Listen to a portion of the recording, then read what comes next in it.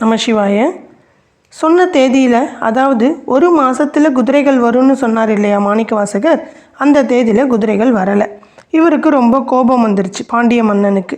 இவரை சிறையில் அடைச்சி துன்புறுத்துறாரு. இவர் சிவபெருமான் கிட்ட முறையிடுறாரு.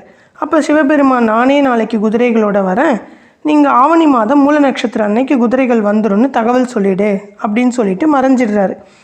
மறுநாள் அந்த ஆவணி மாதம் மூல நட்சத்திரத்து அன்னைக்கு குதிரைகளோட சிவபெருமானே வெள்ளை குதிரை மேலே உட்காந்துக்கிட்டு வராரு.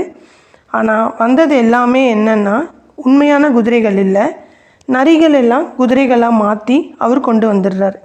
அதே மாதிரி சிவனடியார்களை எல்லாரையும், சிவனடியார் இல்லை, சிவகணங்களை சேவகர்களாக மாற்றி கூட்டிகிட்டு வராரு. மறுநாள் ஒரே நாள் தான் அங்கே கட்டுத்தரில் கட்டி வச்சுருந்தாங்க. மறுநாள் எல்லாம் நரிகளாக மாறி ஆளுக்கு ஒரு பக்கமாக ஓட ஆரம்பிச்சிருச்சு எல்லாமே நரிகள் எல்லாம்.